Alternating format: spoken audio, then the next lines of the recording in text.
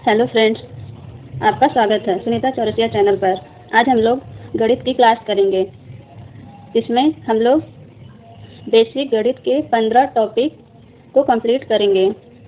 Basic गणित के 15 topic शुरुआत से सीखेंगे, जिसमें फर्स्ट टॉपिक है किलोग्राम, किलोग्राम का हिसाब। दूसरा टॉपिक है किलोग्राम टू ग्राम। तीसरा टॉपिक है चीनी का मूल्य। चौथा टॉपिक है गुणनखंड।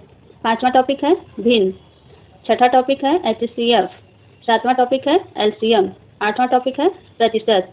नौवां टॉपिक है विभाज्यता।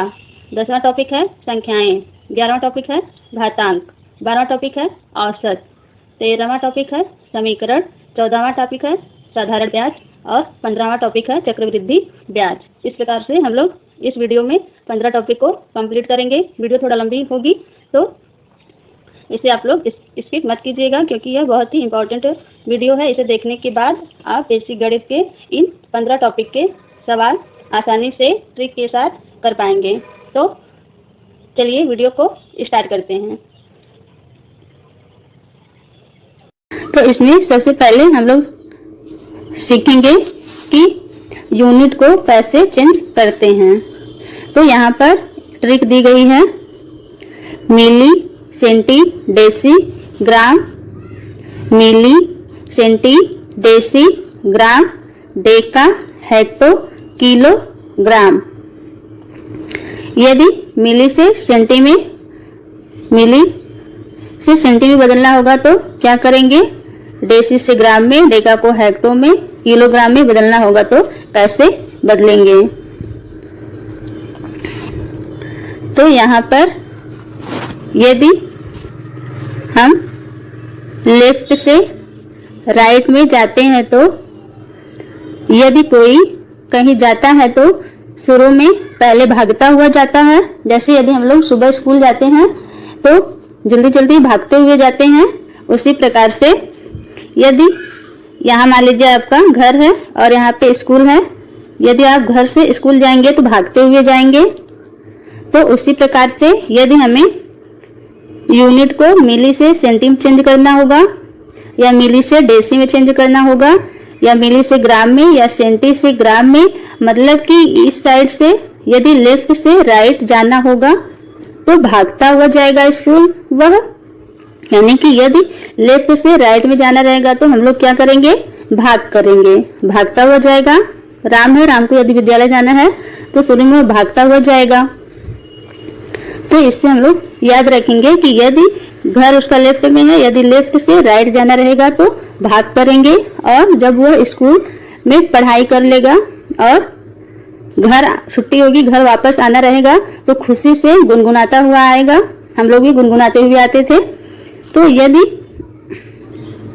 राइट से लेफ्ट में आना रहेगा, यानी कि स्कूल से जब घर आना रहेगा तो हम लोग कैसे आएंगे? खुशी से गुनगुनाते हुए आएंगे।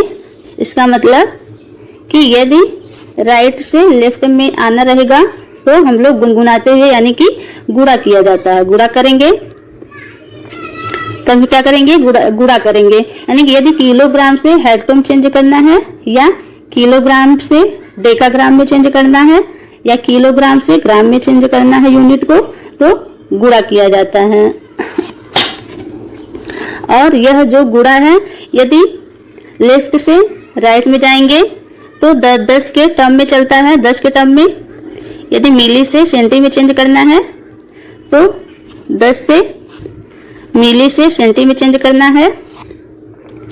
मिली से सेंटी में तो 10 से गुणा करेंगे, 10 से नहीं भाग करेंगे। यहाँ पे भाग करेंगे क्योंकि मिली से सेंटी में लेफ्ट से राइट में जा रहे हैं तो 10 से भाग करेंगे। सेंटी से डेसी में जाएंगे तो फिर 10 से भाग करेंगे, 10 का टर्म चलता है, 10 से भाग करेंगे। डेसी से ग्राम में जाना है तो यहाँ 10 से भाग करेंगे, 10 से, और ग्राम से डेका में जाना है तो यहाँ भी 10 से भाग करेंगे। इसी प्रकार से करते जाएंगे 10 के गुना में, यहाँ भी 10 से भाग करेंगे। और यदि राइट से लेफ्ट में आना रहेगा तो किलोग्राम से हेक्टो में चेंज करना रहेगा तो हम लोग राइट से लेफ्ट में आ रहे हैं, यानी स्कूल से घर आना है तो गुनगुनाते हुए आएंगे। इसका मतलब कि अब यहाँ पे 10 का जो है जो टर्म चलता है उसका गुणा करेंगे। तो यदि किलोग्राम से हेक्टो में चेंज करना है तो 10 से गुणा, और हेक्टो से डेका में आएंगे तो 10 से गुणा, डेका से ग्राम में 10 से गुणा, डेसी से ग्राम से डेसी में तो 10 से गुणा, ऐसे ही टर्म चलता जाएगा। फिर 10 से गुणा और फिर 10 से गुणा करेंगे। तो इसे हम लोग एक एग्जाम्पल द्वारा समझते हैं, एक यूनिट को चेंज करके। जैसे यदि ग्राम को किलोग्राम को ग्राम में चेंज करना होगा तो कैसे चेंज करेंगे इस ट्रिक द्वारा, यह देख लेते हैं। जैसे कि आप लोग जानते होंगे कि 1 केजी बराबर 1 किलोग्राम बराबर होता है 1000 ग्राम।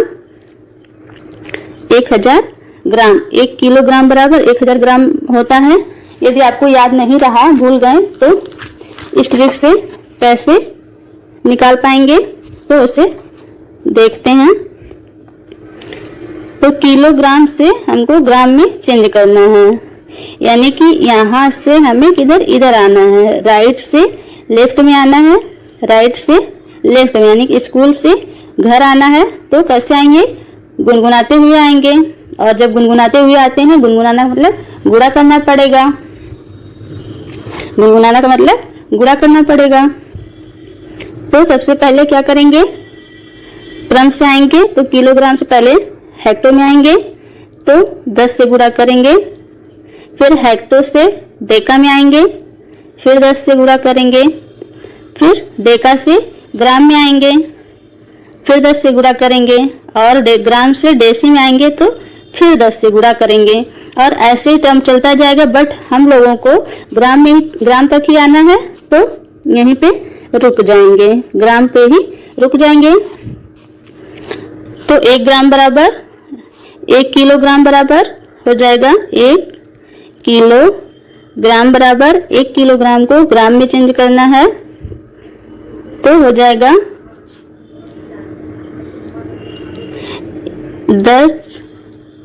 10 गुना में 10 गुना में 10, क्योंकि 1 2 3 10 आया है,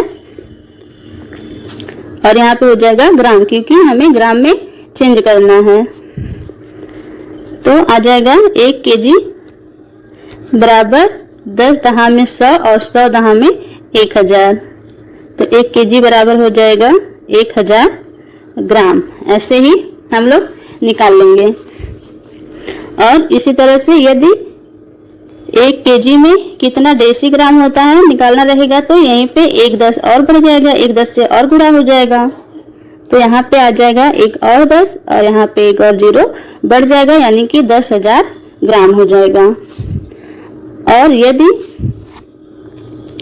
यदि लेफ्ट से राइट में जाना रहे, यानी कि 1 ग्राम बराबर कितना किलोग्राम होगा ये निकालना रहे, तो क्या करेंगे?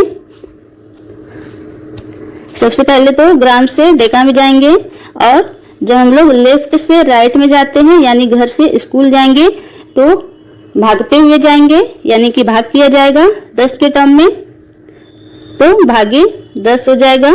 फिर डेका से हेक्टो में आएंगे, फिर भागे 10 हो जाएगा। फिर हेक्टो से किलोग्राम में आएंगे, तब जाके किलोग्राम में चेंज होगा, फिर भाग में 10 हो जाएगा। इसका मतलब हो जाएगा 1 ग्राम बराबर 1 ग्राम बराबर हो जाएगा 1 अपान, भाग में है तो 1 बटा, नीचे लाएंगे तभी भाग करेगा, 1 बटा में 10 गुना में 10 गुना में 10, तो हो जाएगा 1 ग्राम बराबर 1 बटा में 1000, 1 बटा में 1000 हो जाएगा, और इक्वल टू 1 ग्राम बराबर 1 हो जाएगा। और यदि भाग किया जाता है तो जो पॉइंट होता है, क्योंकि 1 छोटा है और जो हर में वह बड़ा है, तो पॉइंट में आंसर आएगा। और यदि भाग किया जाता है तो जो पॉइंट होता है वह लेफ्ट की साइड खिसकता है, और जब गुणा किया जाता है तो जो पॉइंट होता है वह दाएं साइड राइट साइड खिसकता है। तो यहाँ पे जो पॉइंट है यहाँ है, मतलब हर अंक में या संख्या में एकदम लास्ट में राइट साइड पॉइंट होता है। तो यहाँ पे 1 2 3 3 जीरो है तो 3 अंक बाद पॉइंट लगेगा। यहाँ पे एक अंक दिया है, किसी अंक के लेफ्ट साइड हम लोग जितना चाहे उतना जीरो लगा सकते हैं, उससे कोई संख्या या अंक पर कोई इफेक्ट नहीं पड़ेगा। तो एक अंक है यहाँ पे, 3 अंक बाद हमको पॉइंट चाहिए तो उसके लिए 2 जीरो हम लोग अपने से लगा देंगे और यहाँ पे पॉइंट लग जाएगा। तीसरे 1 2 3 3 अंक बाद पॉइंट लग जाएगा और यही आंसर हो जाएगा। यानी कि 1 ग्राम बराबर होगा 0.001 kg, 0.001 kg हो जाए। 1 ग्राम बराबर हो जाएगा 0.001 किलोग्राम। तो इस तरह से हम लोग पैमाना को चेंज करते हैं। तो आई होप आप लोगों को समझ में आ रहा होगा। और इसी तरह से अभी तो ये हम लोग ग्राम किए, और यदि कोई लिक्विड होगा तो उसके लिए भी ये ट्रिक काम करेगी। वहां पे बस क्या हो जाएगा कि मिली सेंटी डेसी लीटर, ग्राम की जगह लीटर हो जाएगा, ग्राम की जगह लीटर हो जाएगा। Milli centi deci litre, deca hecto kilo litre, deca hecto kilo litre. जब क्योंकि जो कोई लिक्विड होता है तो उसको लीटर में मापते हैं। और यदि कोई वस्तु रहेगी जिसको हम लोग मीटर में मापते हैं तो उसके लिए भी ये ट्रिक काम करेगी। बस वहां पे जो ग्राम है वहां पे मीटर हो जाएगा। क्या हो जाएगा?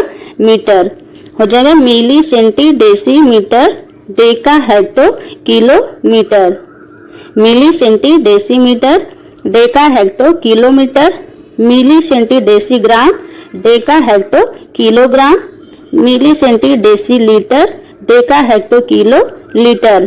तो 3 जो माप होती है वह 3 रूप में चलती है। तो यहाँ पे हम लोग तीनों रूप बस इतने में ही याद कर सकते हैं बहुत आसानी से। और जो 10-10 का गुना भाग का जो टर्म चल रहा है सब में वही काम करेगा। तो आई होप आप लोगों को अच्छे से समझ में आया होगा। वीडियो पसंद आ रही हो तो वीडियो को यदि अभी तक लाइक नहीं किया है तो वीडियो को लाइक कर लीजिए। 10 केजी चीनी का दाम 400 रुपये है तो 300 ग्राम चीनी का दाम क्या होगा? तो यहाँ पे सबसे पहले हम लोग लिख लेंगे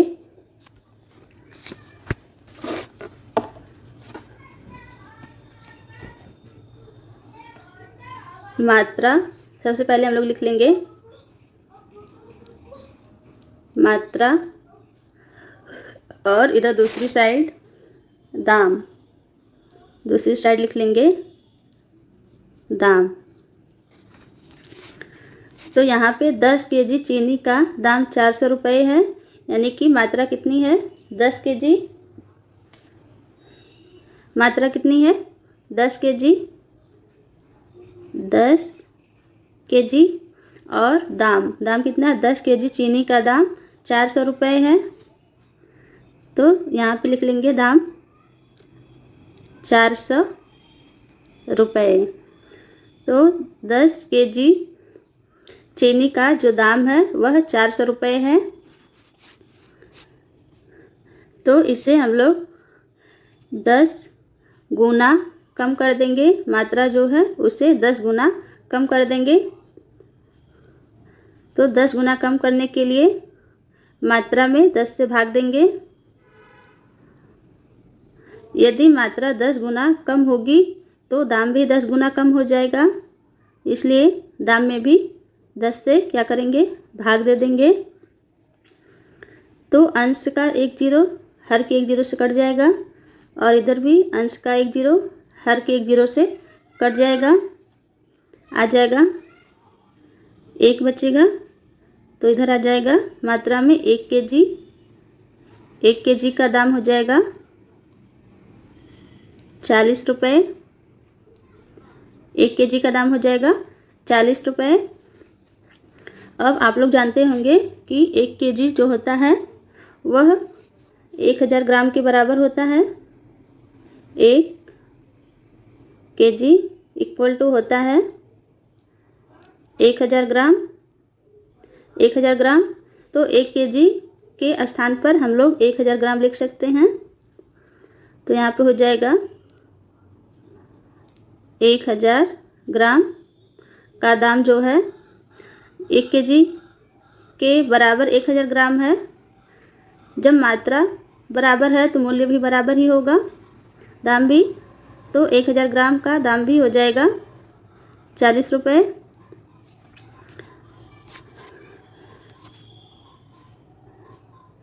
1000 ग्राम का दाम हो जाएगा 40 रुपये। अब फिर हम लोग मात्रा को 10 गुना कम करेंगे और उसके लिए 10 से भाग दे देंगे। जब मात्रा को 10 गुना कम करेंगे तो दाम जो है वह भी 10 गुना कम हो जाएगा। तो इसके लिए हम लोग दाम में भी 10 से भाग दे देंगे। फिर अंश का 1 जीरो हर के 1 जीरो से कैंसिल हो जाएगा। इधर भी अंश का 1 जीरो हर के 1 जीरो से कैंसिल हो जाएगा और आ जाएगा 100 ग्राम चीनी का दाम 4 रुपये आ जाएगा। 100 ग्राम चीनी का दाम 4 रुपये हो जाएगा। अब इसको हम लोग 3 गुना कर देंगे। मात्रा को क्या करेंगे, 3 गुना कर देंगे और 3 गुना करने के लिए मात्रा में 3 से गुणा करेंगे। जब मात्रा को 3 गुना करेंगे तो दाम भी 3 गुना हो जाएगा। मात्रा 3 गुना होगी तो दाम भी 3 गुना हो जाएगा। तो 3 से 100 में गुना करेंगे तो 300 हो जाएगा। 300 ग्राम और यहाँ पे 4 में 3 से गुना करेंगे तो 4 तियाँ 12 रुपये हो जाएगा। यानी 300 ग्राम का जो दाम है 12 रुपये है। और यही हमसे पूछ रहा था कि 300 ग्राम चीनी का दाम क्या होगा। तो इस तरह से हमारा निकल गया है 300 ग्राम चीनी का दाम 12 रुपये हो जाएगा। 300 ग्राम चीनी का दाम 12 रुपये। तो इस तरह से हमारा आंसर निकल के आ गया होगा। तो देखिए कितनी आसानी से 300 ग्राम चीनी का दाम निकल गया। अब इससे हम लोग एक और सवाल द्वारा समझते हैं। यहाँ पे हमने एक और सवाल लिया है। सवाल नंबर 2 है 18 केजी गेहूं का दाम 360 रुपये है। 18 केजी गेहूं का दाम 360 रुपये है तो 2.5 केजी गेहूं का दाम क्या होगा। 18 केजी गेहूं का दाम 360 रुपये है तो 2.5 केजी का दाम क्या होगा। तो उसी तरह इससे भी हम लोग सॉल्व करेंगे। सबसे पहले मात्रा लिखेंगे। सबसे पहले मात्रा लिखेंगे और दूसरी साइड दाम लिख लेंगे। दूसरी साइड दाम लिख लेंगे। दाम तो यहाँ पे दिया है मात्रा 18 केजी। यहाँ मात्रा के नीचे मात्रा लिख लेंगे 18 केजी और दाम 18 केजी का दाम कितना दिया है 360 रुपये। तो दाम के नीचे दाम 360 रुपये। अब हम लोग क्या करेंगे, अब इसे 18 गुना कम करेंगे। मात्रा को 18 गुना कम करेंगे और इसके लिए मात्रा में 18 से भाग दे देंगे। जब मात्रा को 18 गुना कम करेंगे तो उसका दाम भी 18 गुना कम हो जाएगा। इसलिए दाम में भी 18 से भाग कर देंगे। अब 18 से अंश का 18 हर के 18 से कट जाएगा और 18 कम 18, 18 दूना 36, ये भी कट जाएगा। 0 बचा है, 0 आ जाएगा। तो यहाँ पे आ जाएगा 1 केजी का दाम आ जाएगा 20 रुपये। 1 केजी का दाम 20 रुपये आ जाएगा। 1 केजी का दाम 20 रुपये आ जाएगा। और यहाँ पे हमें 2.5 केजी का दाम पूछ रहा है तो 1 kg बराबर 20 रुपये आ गया। तो मात्रा को हम लोग क्या करेंगे, 2.5 kg का दाम निकालना है, तो मात्रा को 2.5 kg गुना कर देंगे। जब मात्रा 2.5 गुना होगी तो उसका दाम भी 2.5 गुना हो जाएगा। मात्रा 2.5 गुना होगी तो दाम भी 2.5 गुना हो जाएगा। अब 1 kg में 2.5 से गुणा करेंगे तो आ जाएगा 2.5 kg। और यहाँ पे दाम अभी जो दशमलव उसको हम लोग भूल जाएंगे, तो 25 का गुणा 20 में करेंगे तो हो जाएगा 25 दूना 50, 25 दूना 50 और 1 जीरो है तो 1 जीरो लग जाएगा। अब हमें दशमलव लगाना है 1 अंक बाद, तो 1 अंक बाद दशमलव लग जाएगा और हो जाएगा रुपया, यानी कि 2.5 kg का जो मूल्य है वह 50 रुपये होगा, क्योंकि पॉइंट के बाद जीरो है तो उसकी कोई वैल्यू नहीं है। और यही हम लोगों से पूछ रहा था, तो इतनी आसानी से हम लोग 2.5 kg गेहूं का भी दाम निकाल लिया। 2.5 kg गेहूं का भी दाम आ गया। तो आई होप आप लोगों को यह समझ में आ गया होगा। तो इस तरह से हम लोग दाम को बहुत ही आसानी से निकाल सकते हैं। सबसे पहले मात्रा लिख लेंगे और फिर दाम लिख लेंगे। मात्रा के नीचे मात्रा और दाम के नीचे दाम। यहाँ पे उतना ही गुना कम करेंगे जिससे कि दोनों दाम और मात्रा जो है पूरा पूरा कट सके, मतलब कुछ भी उससे भाग दिया जा सके, उसी से हम लोग इसमें दोनों में भाग देंगे। और जो मात्रा में जितनी कमी करेंगे उतनी ही कमी दाम में भी करेंगे।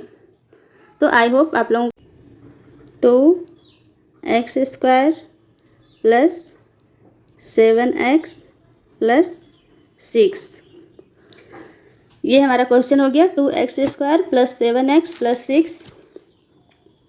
अब सबसे पहले हम लोग क्या करते हैं कि जो अचर पद होता है जो कि 6 है और जो x² का गुणांक होता है उसका उसमें सबसे पहले मल्टीप्लाई करते हैं तो हो जाएगा 6 दूना 12 हो जाएगा, 6 दूना 12। अब 12 को ऐसे दो पार्ट में तोड़ेंगे, ऐसे दो गुणनखंड में तोड़ेंगे जिसका कि गुणा करने पर 12 आए और जोड़ने या घटाने पर 7 आए, जोड़ने या घटाने पर 7 आए।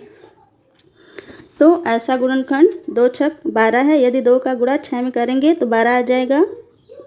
2 गुना में 6, 2 छक 12, 12 तो आ गया गुना करने पर। अब हमें यह भी देखना है कि क्या इसको जोड़ने या घटाने पर 7 आ रहा है। तो यदि 6 में 2 जोड़ेंगे तो 8 हो जाएगा और घटाएंगे तो 4 हो जाएगा।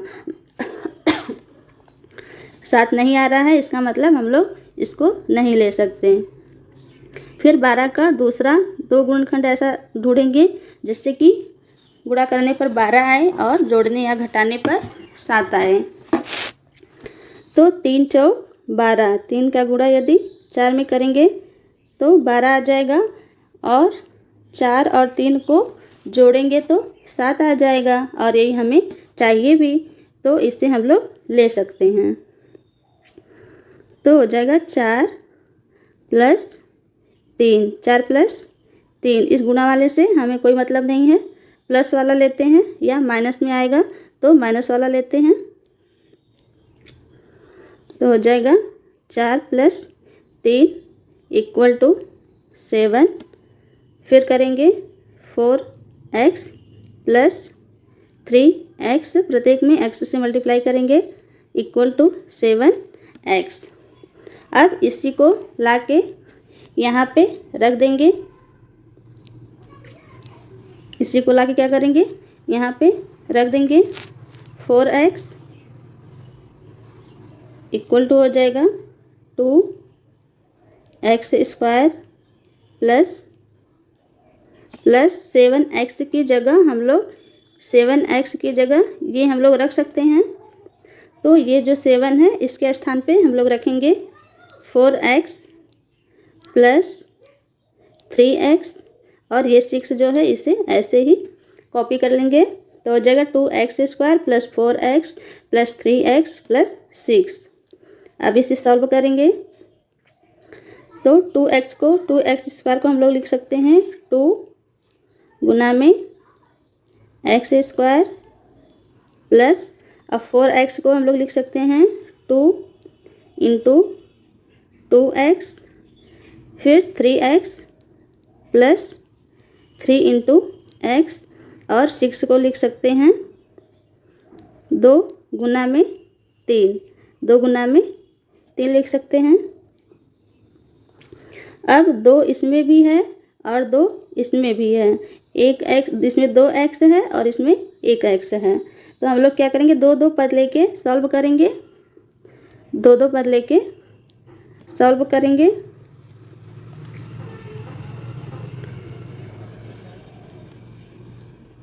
यहाँ से ये 2 पद एक साथ लेंगे और ये जो है ये 2 पद एक साथ लेंगे, ये 2 पद एक साथ ले लेंगे। तो इसमें से हमें 2x कॉमन मिलेगा, 2x को कॉमन ले लेंगे।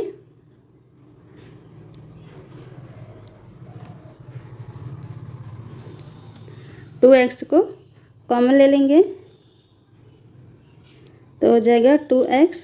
अब यहाँ से 1x कॉमन आ गया तो 1x बचेगा तो हो जाएगा x प्लस ये 2x यहाँ आ गया तो बस 2 बचेगा। इसी प्रकार से इसमें से भी कॉमन ले लेंगे, प्लस इसमें 3 है और इसमें भी 3 है तो 3 को कॉमन ले लेंगे। यहाँ पे x बचेगा और यहाँ पे 2 बचेगा तो प्लस 2 हो जाएगा इक्वल टू। अब जो बाहर है उसको एक साथ लेंगे और जो ब्रैकेट में है उसको एक साथ लेंगे। और यहाँ पे x प्लस 2 इस ब्रैकेट में भी आया है, x प्लस 2 इस ब्रैकेट में भी आया है। तो इसका मतलब हम लोग जो कर रहे हैं अभी तक जितना क्वेश्चन सॉल्व किया है वो सही कर रहे हैं। ये ब्रैकेट में समान अंक आना चाहिए तभी आपका गुणनखंड सही होगा, वरना नहीं होगा। तो यहाँ पे हम लोगों का सेम आ गया है तो अब आगे हम लोग सॉल्व कर सकते हैं।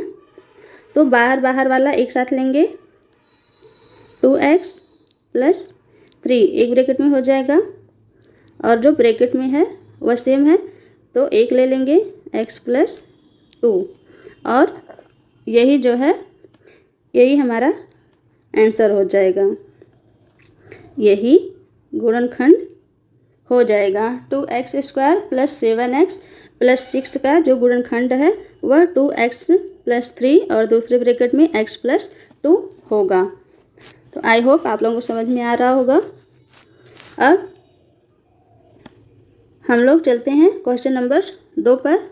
एक और क्वेश्चन देख लेते हैं जिससे कि आपको एकदम अच्छे से समझ में आ जाए। तो क्वेश्चन नंबर 2 है, क्वेश्चन नंबर 2 है x²। क्वेश्चन नंबर 2 है x² plus 5x plus 6, x² plus 5x plus 6। तो इसमें भी वही काम हम लोग करेंगे। यहाँ पे यदि कुछ नहीं होता x के गुणांक में तो 1 हमेशा छुपा रहता है, क्योंकि 1 का किसी भी संख्या में गुणा करेंगे तो वही संख्या प्राप्त होगी। तो 6 का हम लोग 1 में गुणा करेंगे तो 6 ही आएगा तो हो जाएगा 6। अब 6 को ऐसे गुणनखंड में तोड़ेंगे जिससे कि गुणा करने पर 6 आए और जोड़ने या घटाने पर 5 आए, क्योंकि बीच में जो है x का गुणांक जो है वह 5 है। तो इसका फैक्टर करना है हम लोगों को 6 का कि गुणा करने पर 6 आए और जोड़ने या घटाने पर 5 आए। तो 2 का गुणा 3 में करेंगे तो 2 3 6 आ जाएगा 6, 2 गुना में 3, 2 3 6, 6 तो आ गया। अब हम लोग देखेंगे कि क्या जोड़ने पर भी 5 आएगा। तो यदि 2 प्लस 3 करेंगे तो 5 आ जाएगा, इसका मतलब इसको हम लोग ले सकते हैं। तो फिर प्रत्येक में x का गुना करेंगे तो हो जाएगा 2x plus 3x is equal to 5x। तो 5x के स्थान पे हम लोग 2x प्लस 3x को पुट करेंगे यहाँ पे, इक्वल टू हो जाएगा एक्स स्क्वायर प्लस 5x के स्थान पर इसे हम लोग पुट करेंगे 2x प्लस 3x प्लस ये वाला 6 हो जाएगा, इक्वल टू, अब पहले की तरह हम लोग कॉमन लेंगे, एक लाइन और बढ़ा देते हैं, ये है एक्स स्क्वायर को लिख सकते हैं x इंटू एक्स प्लस 2 को लिख सकते हैं 2 इंटू एक्स प्लस 3x को लिख सकते हैं 3 इंटू एक्स और प्लस 6 को लिख सकते हैं 2 इंटू 3, क्योंकि 3 दूना 6 के बराबर होगा और 3 में जब x से गुना करेंगे तो 3x हो जाएगा और 2 में x से गुना करेंगे 2x हो जाएगा, x का x में गुना करेंगे तो x स्क्वायर हो जाएगा। अब हम लोग क्या करेंगे, दो पद को एक साथ लेंगे, दो पद को क्या करेंगे एक साथ ले लेंगे, ये पद एक साथ और ये वाला जो पद है इसको एक साथ लेंगे, इसको एक साथ लेंगे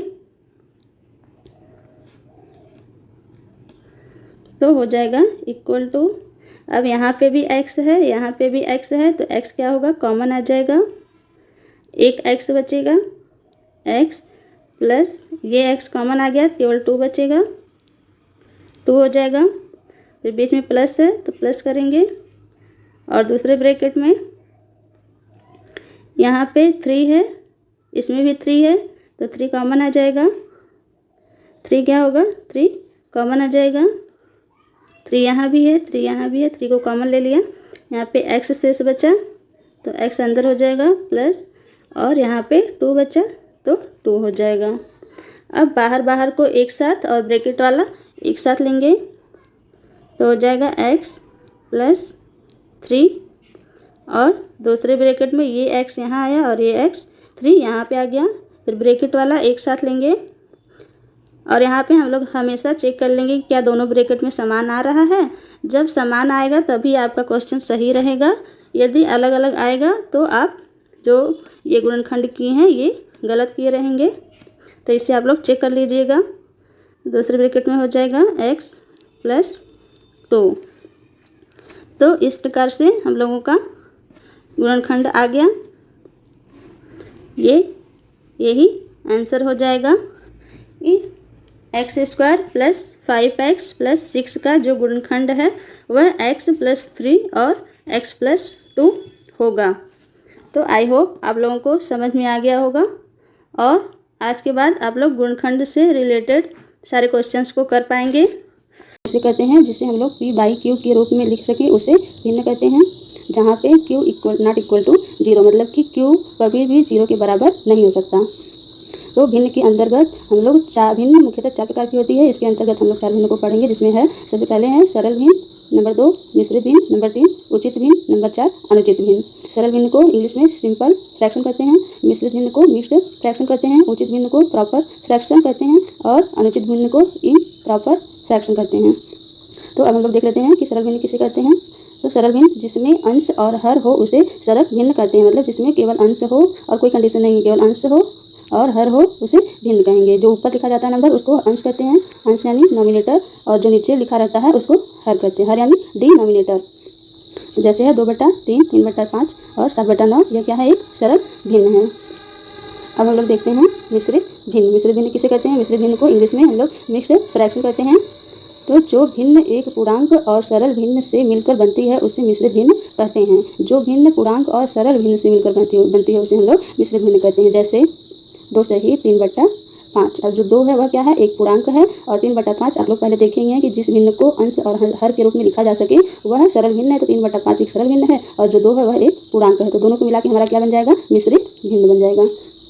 तो आई होप आप लोगों को समझ में आ गया होगा अच्छे से। अब हम लोग देखेंगे नंबर 3 उचित भिन्न। उचित भिन्न को इंग्लिश में कहते हैं प्रॉपर फ्रैक्शन। तो जिस भिन्न का अंश छोटा हो तथा हर बड़ा हो उसे उचित भिन्न कहते हैं। जिस भिन्न का अंश छोटा हो तथा हर बड़ा हो उसे उचित भिन्न कहते हैं। जैसे 4/7, 6/9। तो इसका क्या है, अंश छोटा है और हर बड़ा है। इसका अंश क्या है, छोटा है, हर बड़ा है। तो जिस भिन्न का अंश छोटा रहेगा और हर बड़ा रहेगा उसको हम लोग क्या कहेंगे, उचित भिन्न कहेंगे, यानी कि प्रॉपर फ्रैक्शन कहेंगे। अब हम लोग देखेंगे अनुचित भिन्न। अनुचित भिन्न को इंग्लिश में इम्प्रॉपर फ्रैक्शन कहते हैं और इसकी व्याख्या है, जिस भिन्न का अंश बड़ा हो तथा हर छोटा हो उसे अनुचित भिन्न कहते हैं। जिस भिन्न का अंश बड़ा हो तथा हर छोटा उसे अनुचित भिन्न कहते हैं। जैसे 10/3, 6/5, 7/5, यानी कि जिसका इसमें देखिए अंश, ऊपर वाले को अंश, नीचे वाले को हर, तो अंश बड़ा है हर से, तो इसे हम लोग क्या कहेंगे, अनुचित भिन्न कहेंगे। यहाँ पे भी 6 5 से बड़ा है तो इसे हम लोग क्या कहेंगे, अनुचित भिन्न, यानी अंश बड़ा हो और हर छोटा हो तो उसे हम लोग अनुचित भिन्न कहेंगे। आई होप आप लोग समझ में आ गया होगा। अब हम लोग चलते हैं नेक्स्ट टॉपिक पे। तो हम लोगों ने अब पढ़ लिया कि भिन्न किसे कहते हैं, भिन्न के मुख्यतः कितने प्रकार होते हैं, उन प्रकारों को भी देख लिया, फिर उसे क्या कहते हैं, क्या होता है उसमें, उसका एक्सप्लेन भी अब हम लोग पढ़ते हैं। दूसरा टॉपिक एलसीएम। दूसरा टॉपिक क्या है, एलसीएम। तो एलसीएम का फुल फॉर्म होता है लोवेस्ट कॉमन, यहाँ फैक्टर नहीं रहता है, मल्टीपल होता है, इनका मतलब मल्टीपल, लोवेस्ट कॉमन मल्टीपल, और इसको हिंदी में कहते हैं लघुत्तम समापवर्त्य, लघुत्तम समापवर्त्य। तो एलसीएम कैसे निकाला जाता है, इसको हम लोग एग्जाम्पल द्वारा देखेंगे। तो अभी हम लोग फर्स्ट ले लेते हैं 12, 18 और 20। इसको हम लोग अलग अलग सॉल्व करेंगे। पहले 12 को सॉल्व कर लेंगे तो इसको सबसे पहले हम लोग एकदम छोटे नंबर से काटते हैं। 1 से तो अगर काटेंगे तो 12 ही आ जाएगा, इसलिए हम लोग 2 से स्टार्ट करेंगे। 2 से इसमें भाग देंगे तो 6 बार जाएगा, 2 6 12, फिर 2 से भाग देंगे तो 2 3 6। अब अगर 2 से भाग देंगे तो 3 आएगा नहीं, कटेगा नहीं, तो हम लोग 2 से नहीं 3 से भाग देंगे तो 3 बार, एक बार में कट जाएगा, आ जाएगा 1। तो 12 का गुणनखंड आ गया 12 = 2 गुना में 2 गुना में 3। अब इसी प्रकार हम लोग 18 का निकालेंगे। 18 का पहले 2 से 2 9 18, 9 बार में कटेगा, फिर 2 से 9 नहीं कटेगा तो 3 से लेंगे, 3 से भाग देंगे, 3 3 9, 3 बार में कट जाएगा, फिर ये 3 2 से नहीं कटेगा तो 3 से भाग देंगे, एक बार में कट जाएगा। तब तक ये हम लोग करते रहेंगे जब तक कि नीचे 1 नहीं आ जाएगा। तो 18 का गुणनखंड हो जाएगा 2 गुना में 3 गुना में 3। इसी प्रकार 20 का भी निकाल लेंगे। पहले 2 से 2 1 कम 2 0 कॉपी कर लेंगे, फिर 2 से कटेगा, 2 5 10, अभी ना 2 से कटेगा, ना 3 से, ना 4 से, 5 से कटेगा तो 5 × 5। इसी प्रकार 20 का आ जाएगा गुणनखंड 2 गुना में 2 गुना में 5 गुना में 5। और वहाँ पे हो जाएगा एलसीएम इक्वल टू, अब देखिए इसमें 2 है, इसमें 2 है, इसमें भी 2 है, इसमें भी 2 है, तो 1 2 बाहर आ जाएगा, 1 2 को ले लेंगे। फिर इसमें भी 2 है, इसमें 2 नहीं है, इसमें भी 2 है, फिर भी 2 ले लेंगे। अब देखिए इसमें 3 है, इसमें भी 3 है, इसमें 3 नहीं, फिर भी 3 को ले लेंगे। फिर इसमें 1 3 बचा है अभी, इसमें 3 नहीं है तो ये भी 3 आ जाएगा, और इसमें अभी 1 5 बचा है। तो एलसीएम निकालते समय हम लोग सारे नंबर लेते हैं, कोई भी छूटना नहीं चाहिए। 5 हो जाएगा, फिर इक्वल टू, अब इसका आपस में पूरा का गुना कर लेंगे, हो जाएगा 2 गुना 4, 4 3 12, 12 3 2 गुना 4 3 12 3 36, और 36 में 5 से गुना करेंगे तो हो जाएगा 6 25 23 के 0, और 5 3 15 16 17 18 180। कुछ तो रंग हो रहा है। 2 6 12, 2 3 6 3 1 3, 2 9 18, और 3 3 9, 3 1 3, फिर 20, 2 1 2 0, 2 25 10, 5 1 5, 2 2 3, फिर ये 2 गुना में 3, 2 गुना में 2 गुना में 5। तो इसमें 2 है, 2 है, 2 हम लोग ले लिए। उसके बाद 3 यहाँ पे है, 3 यहाँ पे है, और 3 यहाँ नहीं है, तो 1 3 यहाँ से ले लिए, 1 3 यहाँ से ले लेंगे, और 5 यहाँ से ले लेंगे। सही है। और हम लोग, उम्मीद आप लोगों को समझ में आ गया होगा, तो इसको आप लोग खुद कर लीजिएगा, नहीं तो नेक्स्ट पेज पे हम लोग बता देते हैं, नेक्स्ट पेज लेके। और इस क्वेश्चन क्या था, 16 4 10, 16 4 10, 16 4 10। तो हम लोग फर्स्ट पहले 16 का निकालेंगे, 2 से 2 8 16, 2 चौक 8, 2 दूना 4, फिर 2 से 2 1 2। अब 4 का निकालेंगे, 2 से जाएगा 2 दूना 4, 2 1 2, 1 आ गया नीचे, और यहीं पे छोड़ देंगे। फिर 10 का निकाल लेंगे, 2 25 10, 5 1 5, क्योंकि 2 के बाद 3 से नहीं कटेगा, 4 से डायरेक्ट हम लोग 5 से कट, यहाँ भी 1 हो गया। तो एलसीएम इक्वल टू आ जाएगा 1 2 3 4, 4 2 है, 2 यहाँ है, 1 यहाँ, ये सब इसी में आ जाएगा। तो 4 2 1 2 3 4 हो गया पूरा, क्योंकि इसके साथ ये आ गया, इसके साथ ये आ गया, ये तो इसी के साथ आ गया, 2 इससे बचा। अब 5 5 हो जाएगा। अब इसका आपस मल्टीप्लाई करेंगे तो 2 दूना 4, 2 दूना 8, 2 दूना 16, 16 25 80। तो हमारा क्या हो जाएगा आंसर। एलसीएम में जितना भी गुणनखंड होता है उसको हम लोग सारा लेते हैं, कोई भी छोड़ना नहीं है। अब हम लोग चलते हैं नेक्स्ट पे। नेक्स्ट टॉपिक क्या है, नेक्स्ट का टॉपिक हम लोगों का है एचसीएफ। टॉपिक नंबर 3 क्या है, HCF, यानी HCF को हिंदी में कहते हैं महत्तम समापवर्धक और इंग्लिश में कहते हैं highest common factor, highest common factor. तो इसे भी हम लोग उसी तरह दो एग्जाम्पल हम लिए हैं, इसको भी दो एग्जाम्पल की तरह समझेंगे। तो पहला है 12 और 20, तो इसको हम लोग अलग अलग गुणनखंड करेंगे। पहले 12 का कर लेते हैं, 2 छक 12, 2 तियाँ 6 और 3 एकम 3, इससे इसमें भाग देंगे तो एक बार जाएगा। फिर इसी प्रकार 20 का कर लेंगे, 20 का हम लोग 20 का करेंगे, फिर 2 से भाग देंगे, 2 एकम 2, 0 आ जाएगा। फिर 2 से भाग देंगे, 2 पच्चे 10, 5 बार में जाएगा, अब कटेगा नहीं, डायरेक्ट 5 से भाग देंगे तो 1 आ गया। अब इसमें हम लोग देखेंगे कि 2 इसमें भी है, तो HCF इक्वल टू हो जाएगा 2 इसमें है 2 इसमें भी है, तो 2 को हम लोग क्या करेंगे ले लेंगे। फिर 2 इसमें भी है 2 इसमें भी है, फिर से इस 2 को भी हम लोग ले लेंगे। और 3 इसमें है 3 इसमें नहीं है तो इसे नहीं लेंगे। 5 इसमें है इसमें नहीं है 5, तो इसको भी नहीं लेंगे, क्योंकि यहाँ पे हम लोग HCF निकाल रहे हैं, तो जो दोनों में कॉमन रहेगा इसमें भी और इसमें भी केवल उसी नंबर को लेंगे। और यदि यहीं पे LCM निकालना होता तो ये जो 2 है 2 तो हम लोग लिए, तो ये 3 भी लेते, 3 इसमें है लेकिन इसमें नहीं है, फिर भी लिया जाता है, LCM निकालना रहता है। इसी प्रकार 5 है, 5 इसमें है इसमें नहीं है लेकिन किसी में आया है ना, तो LCM निकालते समय हम लोग इसको भी ले लेंगे। तो यहाँ पर हो जाएगा, दोनों का मल्टीप्लाई कर लेंगे, 2 दूना 4 और ये हमारा क्या हो जाएगा आंसर हो जाएगा। अब हम लोग दूसरा देख लेते हैं, 70 और 85, 70 85। सबसे पहले हम लोग किसका 70 का निकाल लेते हैं, 2 से कटेगा 2 तियाँ 6, एक बचा से 10 हो जाएगा, 2 पच्चे 10। फिर ये 5 से कटेगा क्योंकि 3 से कटेगा नहीं, 4 से भी नहीं, 5 से कटेगा, 5 सत्ते 35, 7 बार में और 7 एक 7। फिर 85 का निकाल लेंगे इसी तरह, तो ये 5 से कटेगा क्योंकि 2 से कटेगा नहीं, 3 से भी नहीं, 4 से भी नहीं, 5 से कट जाएगा। सबसे पहले हम सबसे छोटा नंबर चेक करते हैं, हो जाएगा 5 एकम 5, 5 3 8, 3 से इस बचा 35 हो गया, 5 सत्ते 35। अब ये भी किसी से नहीं कटेगा, केवल 17 से कटेगा क्योंकि अभाज्य संख्या है। 17 एकम 17, यहाँ 1 आ गया, यहाँ भी 1 आ गया, तो हम लोग रुक जाएंगे। तो HCF इक्वल टू हो जाएगा, और देखिए यहाँ 2 आया है यहाँ 2 नहीं आया है तो इसे नहीं लेंगे। यहाँ 5 आया है यहाँ भी 5 आया है, दोनों कॉमन है तो 5 को ले लेंगे। यहाँ 7 आया यहाँ 7 नहीं आया तो 7 को नहीं लेंगे। यहाँ 17 आया लेकिन यहाँ नहीं आया है तो 17 को भी नहीं लेंगे। वही मल्टीपल लेंगे, गुणनखंड लेंगे जो दोनों में आया होगा। तो यहाँ हमारा 5 ही आंसर हो जाएगा, 5 ही आंसर हो जाएगा। इसको हम लोग इस तरह से भी निकाल सकते हैं, एक साथ भी लेके, जैसे 15 10 12, 15 10 12 है, या वही वाला हम लोग एग्जाम्पल ले लेते हैं जो पहले हम लोग लिए थे। इसी को 12 18 20, 12 18 20, 12 18 20 है, तो इसको हम लोग एक साथ भी लेके सॉल्व कर सकते हैं। जैसे LCM अगर निकालना है, LCM तो सबसे पहले सबसे छोटा नंबर से सबको काट देंगे, 2 6 12 हो जाएगा, 2 9 18 हो जाएगा, 2 1 2 10 हो गया। एक साथ भी लेके, चाहे एक साथ लेके करें चाहे अलग अलग गुणनखंड करें।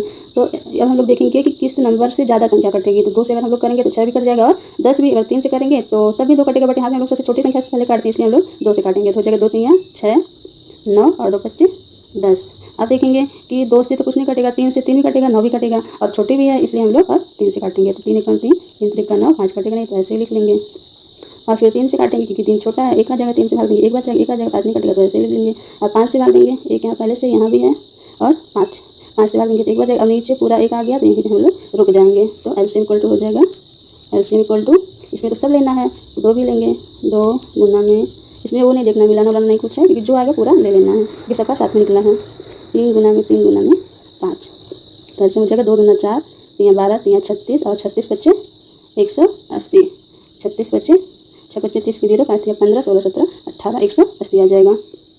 और इसी प्रकार हम लोग HCF निकालेंगे एक साथ, 12 18 20 का अगर HCF निकालना रहे उसी का 12 18 20 का, उसको भी एक साथ लेके निकाल सकते हैं।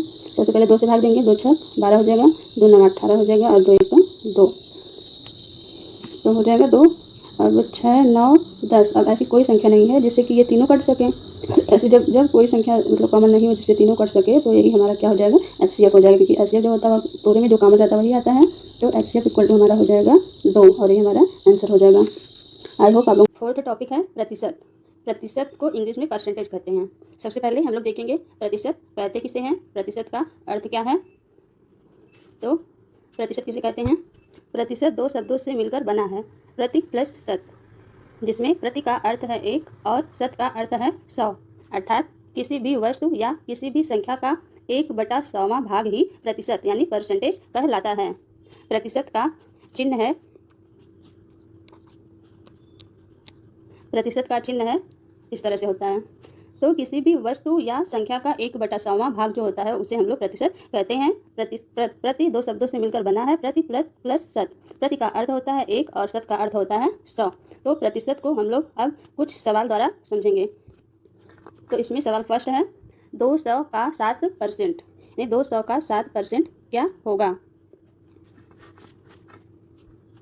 तो जैसा हम लोग जानते हैं का मतलब होता है गुणा, मैथ में का मतलब होता है गुणा। हमको निकालना है 200 का 7% हो जाएगा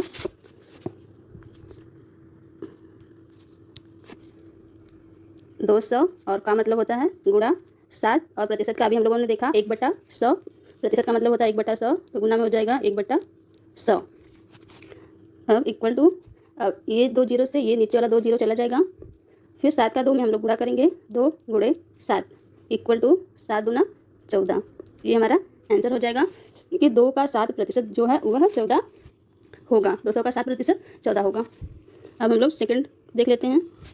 सेकंड क्वेश्चन 540 का 7% क्या होगा।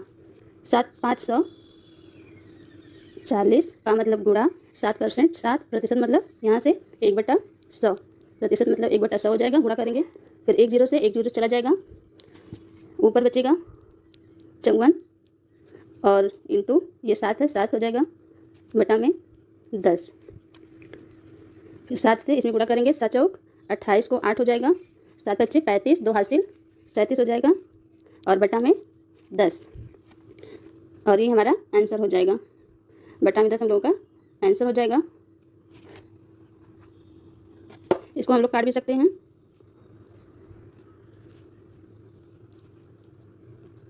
उसको हम लोग काट भी सकते हैं। 540 का 7% होगा 7 गुणा में 1/100, तो 1 जीरो से 1 जीरो चला जाएगा, फिर हम लोग इसको 2 से काट सकते हैं, हो जाएगा 2 दूना 4, 1 हासिल 2 सत्ते 14 कट जाएगा, फिर 2 पच्चे 10, 5 बार में 1 कटेगा, अब कुछ नहीं कटेगा तो हो जाएगा 27 गुना में 7 और बटा में 5। फिर यहाँ पे हम लोग करेंगे तो 7 सत्ते 49 हो जाएगा और 7 दूना 14 और 14 4 18 बटा में 5, और ये हमारा आंसर हो जाएगा। यानी कि 540 का 7% जो है 189/5 होगा। आई होप आप लोगों को समझ में आ रहा होगा। अब हम लोग क्वेश्चन नंबर 3 देखेंगे। क्वेश्चन नंबर 3 है 280 का मतलब गुणा 20%, 20 एक का हम लोग गुणा करेंगे 20 में तो कोई इफेक्ट नहीं पड़ेगा। क्वेश्चन नंबर 3 है।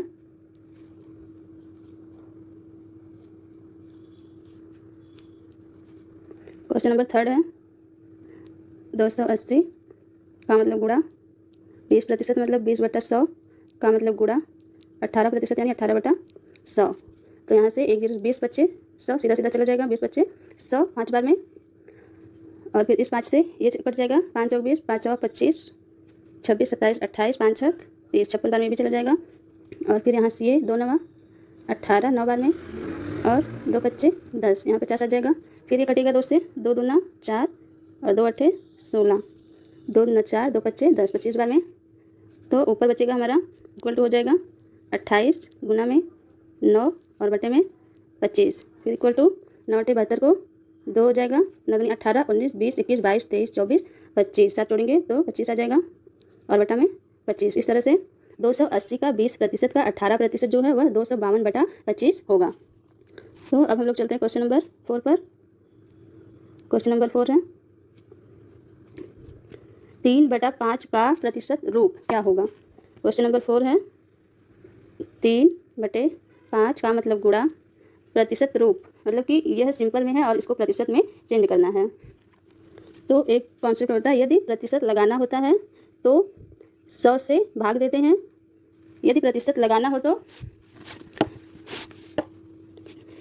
क्वेश्चन नंबर 4 है 3/5 का प्रतिशत रूप क्या होगा। तो एक कॉन्सेप्ट है कि यदि भिन्न को प्रतिशत रूप में बदलना हो तो भिन्न में 100 से गुणा करते हैं, और यदि भिन्न कोई भिन्न दिया हो और उसमें प्रतिशत लगाना होगा तो उस भिन्न में 100 से गुणा करेंगे, और यदि क्वेश्चन में प्रतिशत लगा हुआ हो और प्रतिशत को हटाना होगा तो हम लोग उसमें 1/100 से गुणा करेंगे। यहाँ पे 3/5 का प्रतिशत रूप मतलब 3/5 कोई एक भिन्न है और इसको प्रतिशत में चेंज करना है, यानी प्रतिशत लगाना है, तो हम लोग उसमें 100 से गुणा करेंगे, यानी कि प्रतिशत के लिए 100 से गुणा करेंगे तब प्रतिशत लग जाएगा। तो 3/5 को प्रतिशत में चेंज करना, 3/5 का प्रतिशत रूप हो जाएगा 300, इसका इसमें गुणा करेंगे बटा में 5, इससे भाग देंगे 5 6 30, 6 बार में कट जाएगा, एक जीरो शेष बचा है तो जीरो लिख लेंगे और यही हमारा आंसर हो जाएगा। क्योंकि 3/5 का जो प्रतिशत रूप है वह है 60%, वह कितना हो जाएगा 60%। अब लोग चलते हैं क्वेश्चन नंबर 5 पे। क्वेश्चन नंबर 5 है हमारा, क्वेश्चन नंबर 5 है 30% का भिन्न रूप है, 30% का भिन्न रूप है, यानी कि यहाँ पे हम लोगों को प्रतिशत लगाना है। 30% प्रतिशत में दिया है और फिर भिन्न में पूछ रहा है, 30% का भिन्न रूप है, यानी कि यहाँ पे हम लोगों को प्रतिशत को हटाना है। और जब प्रतिशत को हटाना होता है तो 1/100 से गुणा करते हैं, जो दिया रहता है उसमें 1/100 से गुणा करते हैं, तो हो जाएगा 30 गुना में 1/100। क्योंकि इसको यहाँ से प्रतिशत हटा के हम लोग को भिन्न रूप में लाना है, तो जो नंबर दिया उसमें हम लोग 1/100 से गुणा करेंगे। तो यहाँ अंश में 1 जीरो, हर में 1 जीरो से कट जाएगा और आ जाएगा 3/10, ये हमारा आंसर हो जाएगा। 30% का जो भिन्न रूप है वह है 3/10। आई होप आप लोगों को समझ में आया होगा। अब लोग चलते हैं क्वेश्चन नंबर 6 पर। क्वेश्चन नंबर 6 है 620 का कितना प्रतिशत 20 है। 620 का मतलब गुणा का कितना प्रतिशत 20 है, तो हम लोग मान लेंगे कि 620 का x% 20 के बराबर है, तो हमारा हो जाएगा 620 का मतलब गुणा हो जाएगा x%। x% का मतलब होता है x% इक्वल टू 20, क्योंकि वो पूछा है कि 620 का कितना प्रतिशत 20 है, तो हमने मान लिया कि 620 का x% 20 है, तो हो जाएगा 620 गुना में x% इक्वल टू 20। अब इसको हम लोग सॉल्व कर लेंगे, हो जाएगा 620 गुना में x% का मतलब 1/100, 1 से x में गुणा करेंगे कोई इफेक्ट नहीं पड़ेगा, तो आ जाएगा x/100 इक्वल टू 20। अब अंश में अंश को हम लोग नॉमिनेटर कहते हैं और हर को डिनोमिनेटर, तो अंश में जो है 1 जीरो से हर वाला 1 जीरो कट जाएगा और इसे भी हम लोग कट कर सकते हैं, 2 3 6 और 2 1 कम 2 एक बार में, और यहाँ पे 2 5 10, तो आ जाएगा 31x/5 इक्वल टू 20। अब हम लोग सीधे मल्टीप्लाई करेंगे, इसका मल्टीप्लाई इसमें और इसके नीचे 1 है, 1 मान लिया जाता है, इसका मल्टीप्लाई इसमें करेंगे, तो हो जाएगा 31, स्पेस नहीं है हमारा आया था,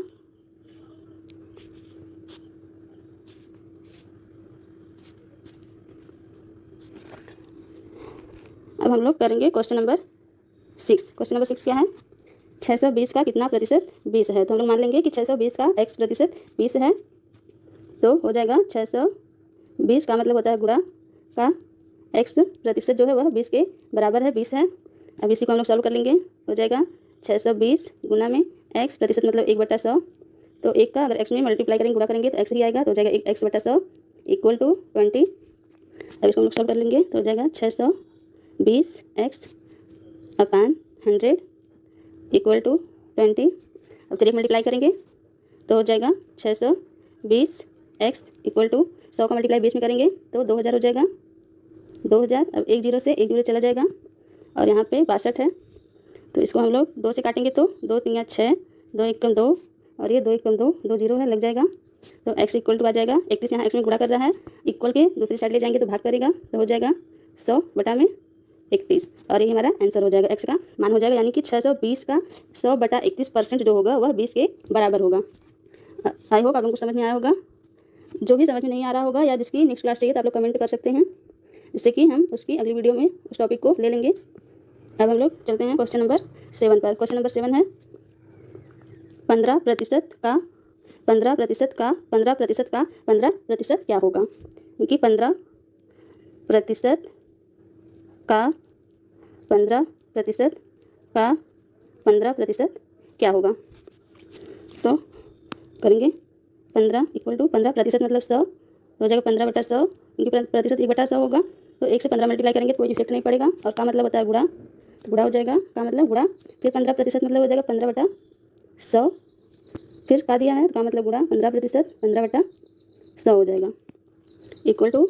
अब हम लोग इसको कट कर लेंगे 5 से, ये जाएगा तो 5 तियाँ 15, 5 दूना 10, 5/20 आ जाएगा, ऐसे ये भी जाएगा 5 तियाँ 15 और 5 दूना 10, 5 तियाँ 15, 5 दूना 10, तो हमारा आंसर में आ जाएगा 3 गुना में 3 गुना में 3, नीचे हो जाएगा हर में 20 गुना में 20 गुना में 20 इक्वल टू, इसका मल्टीप्लाई करेंगे 3 त्रिक का 9 त्रिक 27 आ जाएगा 27 बटा में 2 दूना 4 दूना 8 और 3 जीरो है तो 3 जीरो लगा देंगे, यानी कि 27 बटा 8000 जो है वह 15% का 15% का 15% का मान है। तो 27 बटा 8000 जो हमारा आंसर हो जाएगा। अब हम लोग चलते हैं टॉपिक नेक्स्ट पर। नेक्स्ट इस तरह से हम लोगों ने प्रतिशत को देख लिया। आई होप आप लोग बहुत अच्छे समझ में आ गया होगा। अब हम लोग देखेंगे नेक्स्ट टॉपिक क्या है? 5वां टॉपिक है विभाज्यता। विभाज्यता को इंग्लिश में कहते हैं डिविजिबिलिटी। विभाज्यता को इंग्लिश में क्या कहते हैं? डिविजिबिलिटी। तो इसमें हम लोग देखेंगे कि संख्याएं किस संख्या से कौन कौन सी संख्या कट सकती है।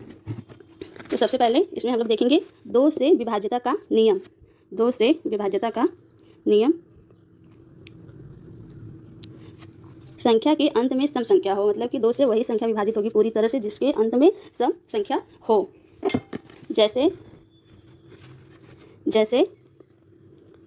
0, ये दिख नहीं रहा है कलर, दूसरा कलर ले लें, कोई ब्लैक ही सही है। 0, 2, 4, 6, 8, 10 इस तरह से कोई संख्या यदि दी गई हो, अगर उसका लास्ट अंक जो है अगर सम संख्या 0, 2, 4, 6, 8, 10, 12, 14 रहेगा तो वह संख्या 2 से पूरी तरह से विभाज्य होगी। अब हम लोग देखेंगे नंबर 2 है 3 से विभाज्यता का नियम, यानी कि 3 से कौन सी संख्याएं विभाजित होंगी? संख्या के सभी अंकों का योग 3 से विभाज्य हो। यदि संख्या के सभी अंकों का योग 3 से पूरा कट जाएगा तो वह संख्या 3 से पूरी तरह से विभाज्य होगी। जैसे हम लोग एग्जाम्पल में ले लेते हैं 36, 42 है। तो इसको हम लोग ये जो अंक है इसका, ये जो अंक दिया है इसको हम लोग ऐड करके देखेंगे कि इसका योग कितना आ रहा है। तो हो जाएगा 4, 2, 6 और 6, 6, 12, 12, 3, 15। तो संख्या के अंकों का योग आया हम लोगों का 15। तो 15 जो है देखेंगे 3 से पूरा विभाजित हो रहा है कि नहीं। तो 3 से यदि 15 में भाग देंगे तो 3 × 5 = 15, 5 बार में पूरा कट जाएगा। इसका मतलब कि ये जो पूरी संख्या है ये 3 से पूरी विभाजित होगी। तो 3 का यही नियम कहता है कि यदि संख्या के सभी अंकों का योग 3 से विभाजित हो जाए, पूरी कट जाए, तो वह पूरी संख्या 3 से विभाजित होगी। अब हम लोग देखेंगे नंबर 3 4 से विभाज्यता का नियम। संख्या के अंत के 2 अंक 4 से विभाज्य हो, यानी कि जिस संख्या के अंत के जो 2 अंक हैं वह 4 से यदि विभाजित हो जाएगा तो पूरी संख्या 4 से पूरी विभाजित होगी। जैसे हम लोग एग्जाम्पल ले लेते हैं, जैसे 34, 56, 4 ये कोई संख्या दी गई है। 34, 56, 4 कोई संख्या दी रहेगा तो क्या था? 34, 56, 4। तो संख्या के अंत के 2 अंक यही हैं 64 विभाज्य है। तो वह 4 तो हम लोग इसमें 4 से भाग देंगे। यदि यह 4 से पूरी तरह विभाजित हो जाएगा तो ये पूरी संख्या जो है वह 4 से विभाजित होगी। तो यहाँ पे हम लोग देखेंगे 4, 4 × 4 2 आया, 4 × 24, 16 बार में पूरा कट जा रहा है। तो पूरी संख्या भी 4 से पूरी कट जाएगी। अब हम लोग देखेंगे नंबर 4। नंबर 4 क्या है? 5 से विभाज्यता का नियम। 5 से विभाज्यता का नियम तो बहुत ईजी है। संख्या के अंत में 0 या 5 होना चाहिए। जैसे कोई संख्या दिया रहेगा तो उसके अंत में बस 0 होगा या 5 होगा तो वह संख्या पूरी तरह से 5 से विभाजित हो जाएगी। जैसे 605 हुआ तो इसके अंत में क्या है? 5 है, तो यह संख्या पूरी तरह से 5 से विभाज्य है। 610 है तो इसके लास्ट में 0 है, यह संख्या पूरी तरह से 5 से विभाजित होगी। अब नंबर 5 है 6 से विभाज्यता का नियम, यानी कि 6 से विभाज्यता का नियम। यदि संख्या 2 और 3 से विभाज्य होगी तो वह 6 से भी विभाज्य होगी। यदि संख्या 2 और 3 से विभाज्य होगी तो वह 6 से भी विभाज्य होगी। जैसे 420 है तो हम लोग इसमें देखेंगे 2 से पहले भाग देंगे, 2 दूना 4, 2 एकम 2, 0, 2 से पूरा कट गया। फिर 3 से भाग देंगे, 3 एकम 3, 3 चौक 12 और फिर 0 आ गया, 3 से पूरा कट गया। तो इसका मतलब कि यह जो पूरी संख्या है वह 6 से भी पूरी तरह से विभाजित हो जाएगी। तो 6 का भी नियम हो गया। अब हम लोग चलते हैं दूसरे पे। नंबर 6 है 7 से विभाज्यता का नियम। 7 से विभाज्यता का क्या नियम है? संख्या 6 बार रिपीट होगी, यानी कोई संख्या दी गई है, यदि वह उसका जो अंक है एक ही अंक 6 बार आएगा तो वह 6 से विभाजित होगा। जैसे 6, 6, 6, 6, 6, 6, 2, 2, 4, 2, 6 बार ये अंक रिपीट हुआ तो ये पूरी संख्या क्या होगी? 7 से पूरी तरह से विभाजित होगी। इसी तरह से यहाँ कुछ भी आ सकता है 7, 7, 7, 7, 7, 2, 2, 2, 4, 2, 6, 6 बार 7 आया है, एक ही अंक 6 बार रिपीट हो रहा है, इसका मतलब यह पूरी तरह से 7 से विभाज्य होगा। अब हम लोग देखेंगे 8 का नियम। 8 का नियम क्या कहता है कि 8 से विभाज्यता का नियम। संख्या के अंत के 3 अंक 8 से विभाज्य होने चाहिए, मतलब कि जो पूरी संख्या है उसके अंत का यदि 3 अंक 8 से विभाजित हो जाएगा पूरी तरह से तो वह पूरी संख्या भी 8 से पूरी तरह विभाजित हो जाएगी। जैसे 54, 33, 68। तो इसका लास्ट का जो है 3 अंक 368 है, इसमें हम लोग 8 से भाग देंगे, 8 चौक 32, 33, 34, 35, 36, 4 आ गया, 8 छक 48। इसमें ये पूरा विभाजित हो रहा है 8 से भाग देंगे 368 में, तो हम लोग देखेंगे पूरा विभाजित हो जाएगा। तो इसका मतलब ये पूरी संख्या जो है पूरी संख्या 8 से पूरी विभाजित हो जाएगी। अब हम लोग देखेंगे 9 का नियम, 9 से विभाज्यता का नियम। 9 से विभाज्यता का नियम क्या है? 9 से विभाज्यता का नियम, संख्या के अंकों का योग 9 से विभाज्य हो, यानी कि यह 3 की तरह है। संख्या के अंकों का योग जो है वह 9 से विभाजित होना चाहिए। जैसे हम लोग कोई एग्जाम्पल ले लेते हैं, तो हो गया संख्या के अंकों का योग जो है 9 से विभाज्य होना चाहिए, तो इसको आप लोग देख लीजिएगा। फिर 10 से विभाज्यता का नियम, संख्या के अंत में 0 हो, यह भी एकदम 5 के नियम की तरह है कि यदि 5 का नियम होगा तो उसमें 0 या 5 होना चाहिए लास्ट का अंक, तो वह संख्या 5 से विभाजित होगी। और 10 में लास्ट में 0 होगा तो वह 10 से पूरी तरह से विभाजित हो जाएगी। अब हम लोग देखेंगे 11 से विभाज्यता के नियम। 11 से विभाज्यता के नियम, विषम स्थान के अंकों का योग सम स्थान के अंकों का योग अंकों का योग जो है वह 0 या 11 के बराबर होना चाहिए। 11 से विभाज्यता का नियम है कि विषम स्थान के अंकों का योग सम स्थान के अंकों के योग के बराबर होना चाहिए।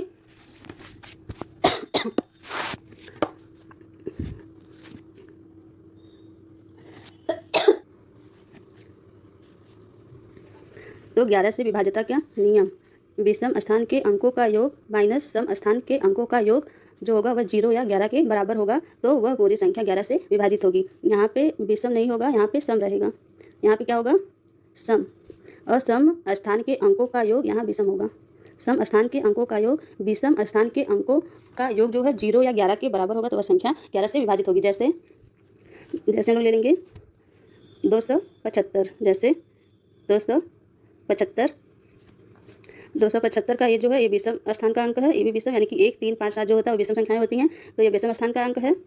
इसको ऐड करेंगे, जोड़ेंगे, 5, 2, 7 आएगा। और ये सम स्थान का अंक है और आगे कुछ है नहीं, तो ये हो जाएगा सम स्थान के अंकों का योग हमारा 7 हो जाएगा, माइनस विषम स्थान के अंकों का योग 5, 2, 7 आया है। तो यहाँ पे हम लोग देख रहे हैं कि इसका अंतर जो 0 आ रहा है, इसका मतलब है कि यह संख्या जो 275 है 11 से पूरी विभाजित हो जाएगी। इसी तरह एक और हम लोग एग्जाम्पल देख सकते हैं, जैसे 374, तो ये विषम स्थान पर है 4 और विषम स्थान पर है 3, इन दोनों का योग हमारा हो जाएगा 7। सम स्थान पर केवल 7 है और इधर देखेंगे तो यहाँ 0 है, तो 7 में 0 ऐड करेंगे तो 7 ही आएगा।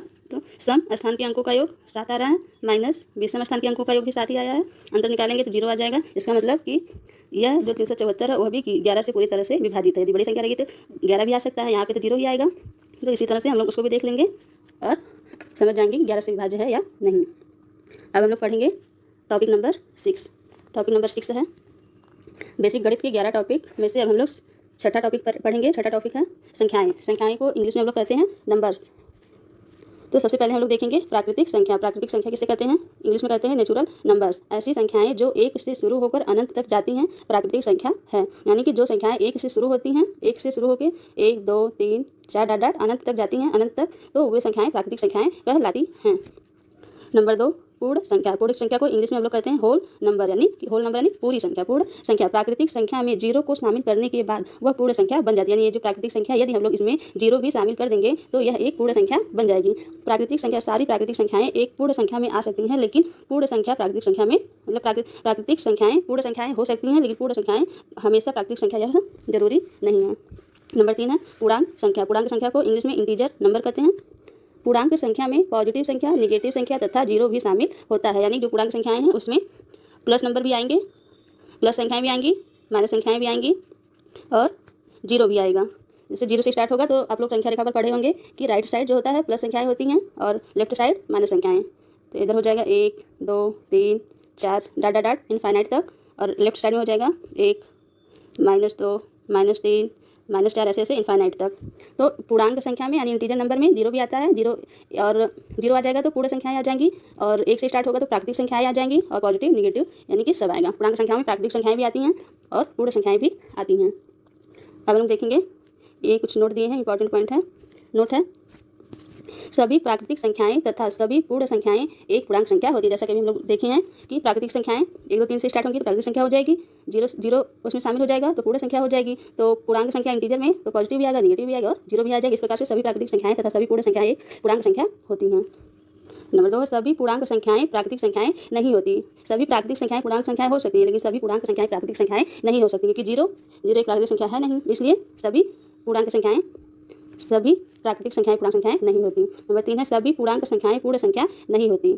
सभी पूर्णांक संख्याएं पूर्ण संख्या नहीं होती, क्योंकि पूर्ण संख्या में माइनस वाले जो नंबर होते हैं वो नहीं आते, इसलिए सभी पूर्णांक संख्याएं पूर्ण संख्या नहीं होती। अब हम लोग देखेंगे नंबर 4 वास्तविक संख्या यानी रियल नंबर। सभी परिमेय संख्या और अपरिमेय संख्या के सम्मिलित रूप को वास्तविक संख्या कहते हैं। इसमें सभी प्रकार की संख्याएं आ जाती हैं। परिमेय संख्या मतलब इसमें भिन्न भी आ जाएगी, जिसको p/q के रूप में हम लोग लिख सकते हैं, परिमेय संख्या हो जाएगी। और जिसको p/q के रूप में नहीं लिख सकते वह अपरिमेय संख्या होगी, यानी जो रूट में आ जाएगा, √3, √5, √3, √5, पाई भी आ जाएगा इसमें वास्तविक संख्या में। यानी कि सभी परिमेय संख्या और अपरिमेय संख्या के सम्मिलित रूप को वास्तविक संख्या कहते हैं। इसमें सभी प्रकार की संख्याएं आ जाती हैं।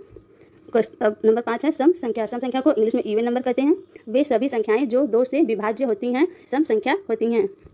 वे सभी संख्याएं जो 2 से विभाज्य होती हैं सम संख्या होती हैं, जैसे 2, 4, 6, 8, 10 इनफाइनाइट तक। और विषम संख्या को ऑड नंबर कहते हैं। वे सभी संख्याएं जो 2 से विभाज्य नहीं होती हैं विषम संख्या कहलाती हैं, जैसे 1, 3, 5, 7, 9, 11 इस तरह से इनफाइनाइट तक। ये सारी संख्याएं 2 से कभी भी विभाजित नहीं होंगी पूरा। अब हम लोग देखेंगे नंबर 7। नंबर 7 क्या है?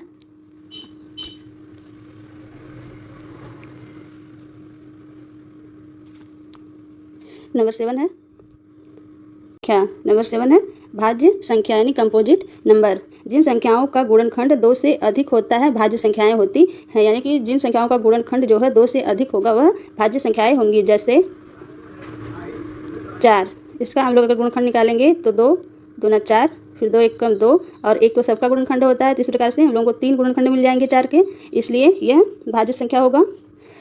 2 भी 1, और फिर 6 भी हो जाएगा। 2 से डिवाइड करेंगे, 2 3 6, फिर 3 से भी 2 होगा, इसका गुणनखंड 3 होगा और 1 होगा। तो 1 2 3 इसके 3 गुणनखंड पॉसिबल है, इसलिए यह एक भाज्य संख्या है। अब हम लोग देखेंगे 8 अभाज्य संख्या। अभाज्य संख्या को प्राइम नंबर कहते हैं। जिन संख्याओं का केवल 2 गुणनखंड होता है अभाज्य संख्याएं होती हैं। जिन संख्याओं का केवल 2 गुणनखंड होता है अभाज्य संख्याएं कहलाती हैं, और जिन संख्याओं का 2 से अधिक गुणनखंड होता है वह भाज्य संख्याएं कहलाती हैं। अभाज्य संख्या में जैसे 2, जैसे वे हटेगा ही नहीं, जैसे हो जाएगा 2, 3, 5, 7, 11, 13 इनफाइनाइट तक। अभाज्य संख्याएं इधर उधर लिख दिए। ये जो है ये सब अभाज्य संख्या का एग्जाम्पल है। अब नोट में 2 एक सम अभाज्य संख्या है। 2 एक सम अभाज्य संख्या क्योंकि 2 का केवल 2 ही गुणनखंड पॉसिबल होता है, क्योंकि 2 केवल 2 से कटेगा और 1 से। इसके अलावा यह किसी और संख्या से नहीं कटेगा, इसका बस 2 ही गुणनखंड पॉसिबल है, इसलिए यह 2 एक सम अभाज्य संख्या है। सम इसलिए क्योंकि यह 2 से भी कट जाएगा पूरा, इसलिए यह सम है, और इसके 2 केवल गुणनखंड है, इसलिए यह सम अभाज्य है। 4 सबसे छोटी भाज्य संख्या है। 4 जो है वह सबसे छोटी भाज्य संख्या है, क्योंकि 4 के 2 से अधिक गुणनखंड पॉसिबल है। एक तो 4 खुद है, उसके बाद 2 है, और उसके बाद 1 भी है, तो 3 गुणनखंड है, इसलिए यह 4 भाज्य संख्या और वो भी सबसे छोटी भाज्य संख्या। तो आई होप आप लोगों को बहुत अच्छे से समझ में आया होगा। आज हम लोगों ने बेसिक गणित के 11 टॉपिक की क्लास की सीरीज में हम लोगों ने क्लास सेकंड किया, जिसमें हम लोग प्रतिशत, विभाज्यता और संख्याएं 3 टॉपिक को कवर किया। इससे एक प्रीवियस क्लास हुई थी, उसमें हम लोगों ने भिन्न, एलसीएम, एचसीएफ को पढ़ा था। आज प्रतिशत, विभाज्यता और संख्याएं पढ़े हैं।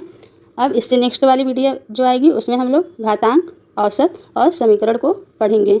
तो यदि वीडियो पसंद आई होगी तो उसे लाइक कीजिएगा, चैनल को भी सब्सक्राइब कर लीजिएगा, जिससे हमारी नेक्स्ट वीडियो की अपडेट आपको मिल जाए। अब मिलते हैं नेक्स्ट वीडियो में, तब तक के लिए थैंक यू।